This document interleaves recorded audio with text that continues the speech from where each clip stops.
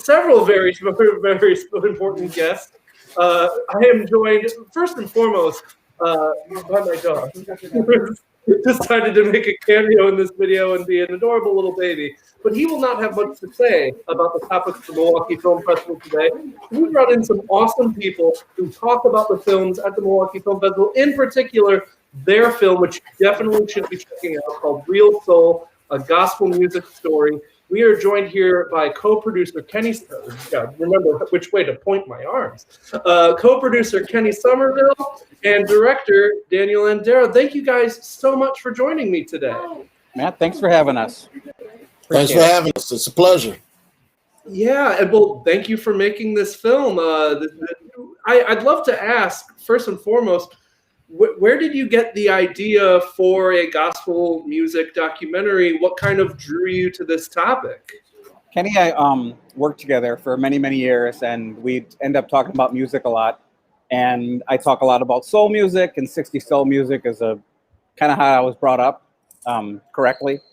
And we just started talking about like, oh, you know, Aretha Franklin used to sing in church, and Otis Redding used to sing in church, and all these other people. And like, I just realized that I don't really know anything about gospel music, and that's where all the music I like comes from. And then Kenny said, well, my cousin sings at Ephesians or Greater New Birth or somewhere. And so we interviewed, he said, you should come check it out. And then the first performance we saw, I was just completely blown away by it. And it's something that I wasn't brought up with at all, but Kenny was. So he was like, what's the big deal? This is the way it normally is. I'm like, you're kidding me. This is unbelievable. Like, this is, and I was just blown away by it. So then we talked to one person, and they said, oh, well, if you really want to see somebody good, go talk to so-and-so. And then we'd interview them, and then we'd see them perform, and they'd say, if you really want to see somebody good, oh, go see so-and-so. And it's just chain and chain and chain of about 12 to 15 interviews that we, accrued about 12, 15 interviews and about a dozen or so performances. And I mean, each one was like a great story after the next one. It was just great. So, I mean, I realized what we do for a living is in production, and I realized I got to do something with this. So it worked out really well. Yeah, absolutely. And Kenny, what was it kind of like bringing something that, as Daniel was saying, that you grew up with, that was kind of something that was built into your growing up? What was it like bringing that to the screen, and kind of how did you want to go about bringing that world to life on the screen? Well, as Danny mentioned, we've got an outstanding relationship that exists as colleagues. Danny is actually one of the people that helped bring me into the business, trained me up quite a bit, but we've also got an outstanding social relationship. We've got a wonderful relationship outside of work amongst our friends and our families. And I'm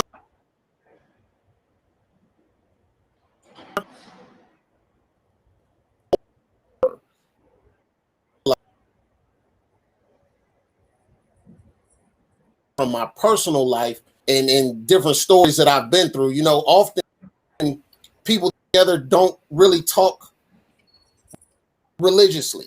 And this is a gospel movie. Danny and I definitely have had our moments in life and our times where we set aside what we feel or believe or understand religion. And it's more so about how amazing music makes you feel. So that started amongst our friendship. In our friendship, Danny was actually turning me on to a lot of soul music, some of the, how something sounds when it's real music versus synthesized. And just being able to be in his good company and take part in some of that amazing soul, like Otis Redding.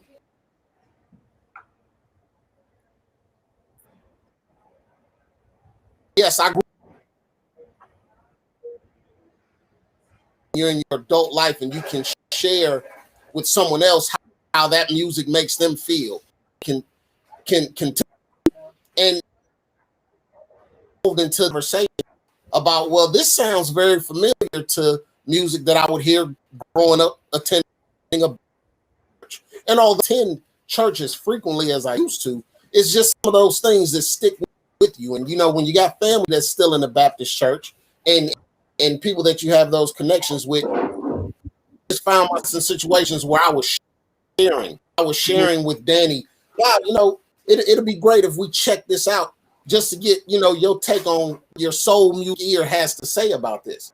And it turned into a situation amongst my oversharing, which is the easy thing for me to do.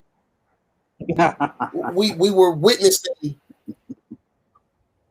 this happening in the world, and you know, it takes place in the church, but there's so much more that you can tap into when you see how these people get up there and they're sharing more than just music. They're sharing their own stories, and since some of these gospel singers are their own oversharers.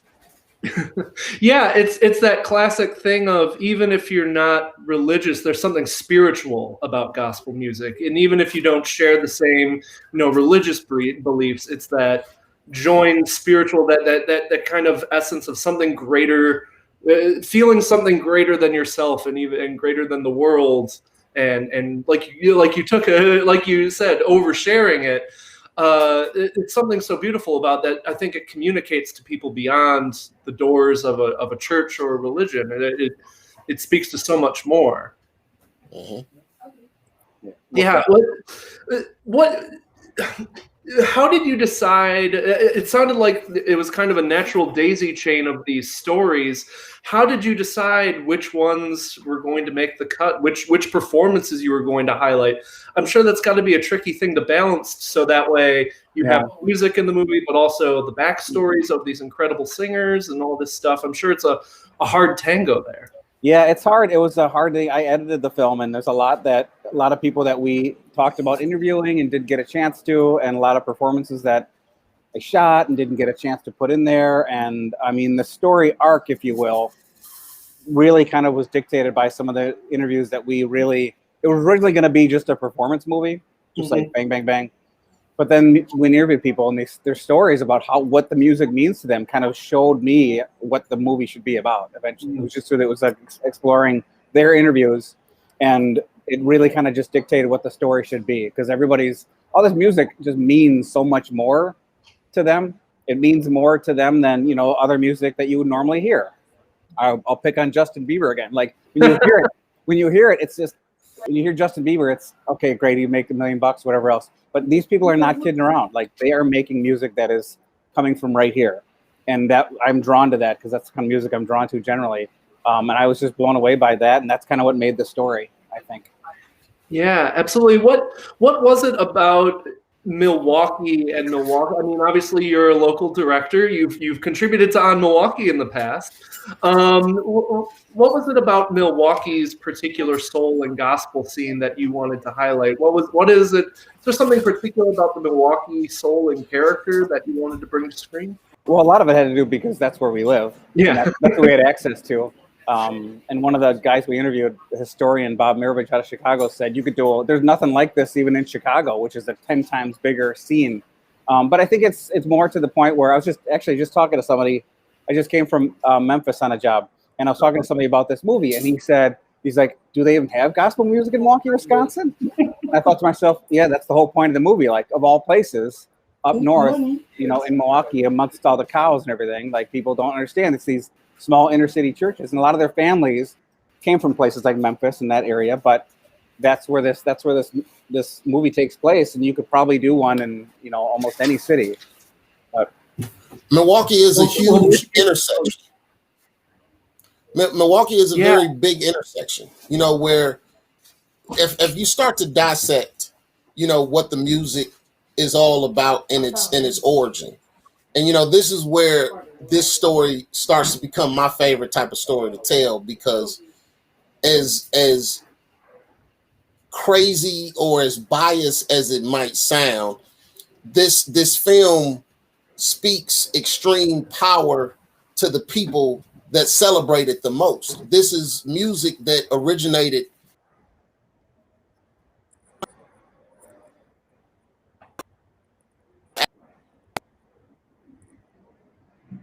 its involvement from being people in their own civil rights marches, and the development of even how it's handled today with people use it in times of crisis, in times to help find the strength to get over. When you think about in the origin of how people even live in the North, if you're African American, most people have roots to the South, origins to the South. So when you got people that have migrated from the South to up North, you know, Milwaukee is just an intersection where it was maybe a pit stop, or it was a place where most people stopped in Chicago.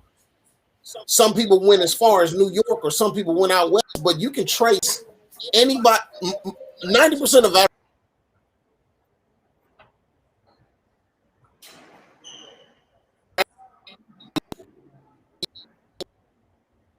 When you think about that intersection of, you know, or out west, you shouldn't be surprised that tremendous roots back to gospel, things that can. And see, I'm some of those later.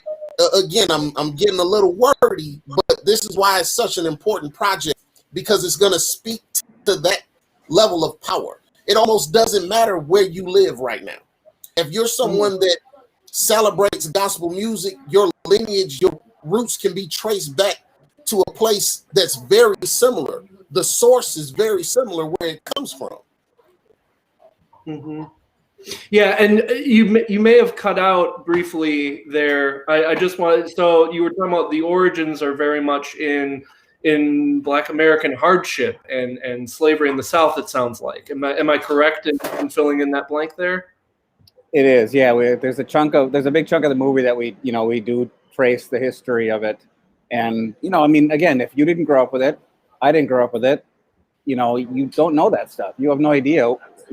How we're even more indebted to that culture than most people think to normally. I mean, that's really, and we didn't want to make too preachy of a movie. Kenny and I talked about this often, but we don't make too preachy of a movie, and we don't want to be this like overtly religious movie. It's not about that. It's about the music. It's about the performances and how these performances are great. They're better than anything you'll see on American Idol, like, because they're more meaningful. They really are. It's just, that's what it's, Yes. So that's kind of where, like, there's a little bit about the culture and how it came from Africa to the South, and then the South to the North, and how that, how we even know about gospel music in Milwaukee. But that's just part of it. I mean, there's other parts about, like, what music today, you can tell singers that started in gospel, which is a lot of them, an awful lot of them, and how many people are influenced by it, which is an awful lot of them as well, too. So, yeah. I'd love to ask Dan, for you as the director of this movie, you're going into a lot of Black communities. Did you ever feel, how did you feel about telling this story? Was there ever a moment where you're like, am I the guy to tell this story? I know that's a big debate with some people. I know Catherine Bigelow in Detroit a few years back. How did you kind of feel about that? Again, it's not about, I'm not trying to, I don't know if I was or not appropriating African American culture, but it's more about, like, I love this music. And I'm in a position in my job that I know how to run a camera and do stuff that I'm going to tell the story. I mean, I don't know. I don't know. I talked to John Seeger a little bit about that too. He was a little worried about it, like, white guy's telling a Black story. I'm not telling a Black story. I'm showing unbelievable, great performances. So I didn't feel too bad about that. Yeah, and in the case of a documentary, you get the stars, the subjects of the story, get to tell their story. Yeah, they get to talk about their experiences. My number one thing when making this was, when I first finished it, I really wanted to make sure that the people in the movie were happy with how they're portrayed. I mean, because you don't really know when you go in to start filming somebody how it can all come out. Mm-hmm. But I mean, to the person, everyone is just receiving this movie very, very well, and that's my main concern. I mean, I'm happy that people like Matt like it and review it and stuff like that. But honestly, to your earlier question, kind of like, as long as they like it, I know it's going to be a good movie. Yeah, and that's where it becomes a very important piece of art, because for us, it's not us creating a story, right? Yeah. It's not us writing dialogue, structuring scenes. It's us witnessing something powerful enough to draw us in. And then when she get in a close enough proximity with these people, they're telling their own stories. And they're telling stories that will both bring a tear to your eye, but then ultimately motivate you in an extraordinary way.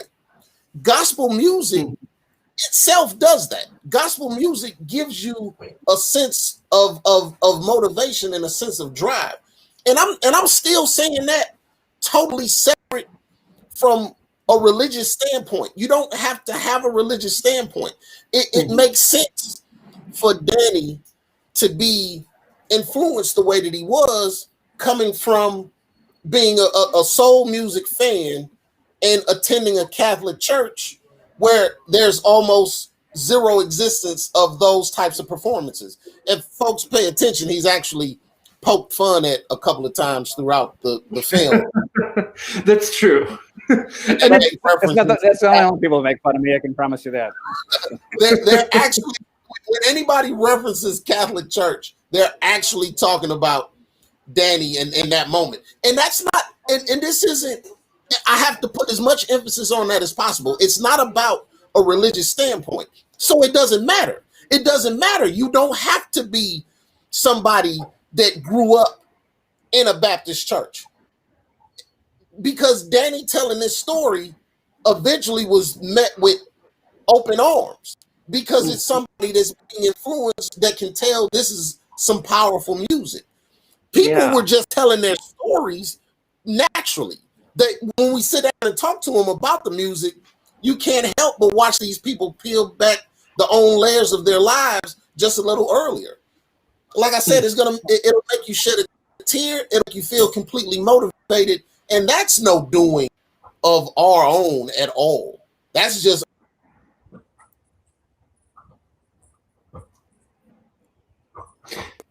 Yeah, it's not the Help situation where it's a black story, but it's about a white character at its heart. This is the stars of the movie telling their stories and telling it to a camera and getting a shot, getting a spotlight. And as we've talked about, in a place that some people may not go because they're not religious per se, but the music goes beyond religion. I will have this caveat too, is that even when we went to the churches, I explained to everybody, I'm not a religious person at all. And they were like, oh, it's fine. They don't, there's no pretension. Again, to Kenny's point, being brought up Catholic, like, wait a minute, if you're not one of us, you're wrong, and it's not. And they were like, that's cool. They didn't care. It wasn't a judgy thing at all. It's about the music. This film was about the music. Nobody tried to convert me or anything like that. It was all just completely normal, I would say, for lack of a better term. Yeah, and it sounds like the response to the film from the stars to the audience has been really well received from what you were saying. Yeah. So far we got good press and good good reviews from people. And again, like I said, the people I really care about are the ones who are in the movie, and they like it, so we're all good. What's next for Real Soul? Obviously it's at the 2020 Milwaukee Film Festival, which people don't know, mkefilm.org, right down there, right in the bottom of the screen. Get your tickets, get your full passes. Over there. Go down here. It has been a tremendous festival so far, and I say this every video, but nothing is more important to me than to say this. Do not be scared by the virtual aspect. It's so easy to use. It's so intuitive. If you know how to use Hulu or Disney Plus or Netflix, you can use the Milwaukee Film Festival app and find great movies such as Real Soul. What are you kind of hoping is next for this movie? Well, we're this is my first feature, and I'm kind of looking into. I know how to make all that stuff, but I don't know how to promote it. So we're working on distribution. We're working on other festivals and things like that. I think the South by Southwest deadline is coming up. I got to get that. Thanks for the reminder. Oh no. But yeah, there's other festivals. There's actually a gospel music festival that's in Houston that I'm gonna submit it to. So, and then we got some links on some distribution meetings I'm gonna have. So. That's kind of the next steps, I think, just getting it out to a bigger audience in Milwaukee. But it's got to be Milwaukee first because it's a Milwaukee-based movie. So that's right. Got to represent the Cream City. That's for sure. That's for sure. So I have to ask, have you guys, either of you, gotten to see anything at the film festival yet? Any that you're looking forward to seeing? Anything that has piqued your interest so far? I planned on watching a lot of things this weekend. I finally got some downtime and I can be able to turn it into a date night scenario. Shout out to the missus, Nakia Somerville. I love you. Shout out to Danny's wife too, Andrea, the lady that motivated us to put this film out in a timely manner. And I really want people to understand how much this speaks to a day and age that we're going through right now. You know, when you're experiencing trials and tribulations, it's something about having a source that can motivate you and get you through. And it will be our hope that people can watch our film and grasp onto a little bit of that just for the sake of your fellow man in this country. Yeah, trials and tribulations in the year 2020. I don't know what you could be referring to. This year's been so chill, so relaxed. No news has ever happened in 2020. Dan, anything for you? Any movies that you've checked out, or any? You know, I saw Small Town Wisconsin. I was curious because I worked on that for a couple of days. Oh, really? Yeah, a little bit. And then Kenny's he's in a couple of shorts. I got a friend, Ben Eisner's got a short in the festival. But I haven't seen too much. I've been happily working. So yeah, you're in like a little alcove at the airport now or something like that, right? I'm at the Hinsdale Oasis for those Chicago-based travelers. Yes. So. Yeah, I like your halo. You look like a Renaissance painting. Yeah, Milwaukee represent. I really hope they bring those Cream City uniforms back next season. I really like those. This is my hope. Yes, I really hope they bring back the not losing games next year too. That's the one I really hope they bring back. Yeah, bring back the ability to attend games. Actually, yeah, it would be. How do you guys feel about a virtual festival? Obviously, when you make a feature-length movie, the hope, I'm sure, is to see it on a big screen. But what's it been like, kind of debuting this film in such a unique atmosphere and a unique format? It's been interesting. Kenny made a point earlier, like. When I was done, I showed it to my family, and I was thinking like, well, it's going to be virtual this year. Maybe we push it off to next year or something like that. And my wife said, you should release it this year in 2020, your tribulation year. It's because it's about Black people. I mean, this is their time to really be seen in a decent light for a change. But I think that it's a possibility of getting a lot more eyes on our movie and other movies because of that, because people don't, have to go park near the Oriental or whatever. But I mean, obviously everybody misses the communal aspect of it, among other things. But could be worse. I mean, if you want to talk about a making lemonade out of lemons scenario, it was a little of a shakeup for us to realize, we won't be able to premiere the movie and gather with all of our friends and people that we've got other relationships with that often attend a Milwaukee Film Festival and are in that circle. But the is you don't be in Milwaukee to Milwaukee Film Festival. For the first time, you don't have to be worried about, and the Milwaukee Film Festival was bringing people in from all over the country. You don't have to book a flight. You don't have to get a hotel. This year, you film festival from LA or New York, from anywhere. And I think that's something that, quite honestly, I wish we would make as much noise about as possible. It should be pushed. It should be emphasized. mkefilm.org should be logged on to immediately. It doesn't matter if you're in San Francisco or Miami. Log on. You can enjoy the Milwaukee Film Festival from anywhere this year. And at any time, you're not limited to just the 3 screenings of the movie like normal years. Like if the movie's only screening on Mondays and Wednesdays and you work those days, well, you can watch it at noon, you can watch it at midnight, you can watch it on Friday, you can watch it on Tuesday. It's really freeing, and you get to kind of customize your Milwaukee Film Festival more so than you've ever done before. I miss the big screen, but this has not been unwelcome either. Yeah, I agree. Which, speaking of customizing your own Milwaukee Film Festival, I'm going to throw out 3 recommendations for today. If people are looking, they're also documentaries. The only reason I'm not recommending in particular Real Soul today is because I already did it a few days ago. That's okay, man. You can do it again. It's not a big I deal. know I can do it again. I have a 4th recommendation today, and it's called Real Soul, a gospel music story. Interesting documentary. You may have heard of it over the last 25 minutes.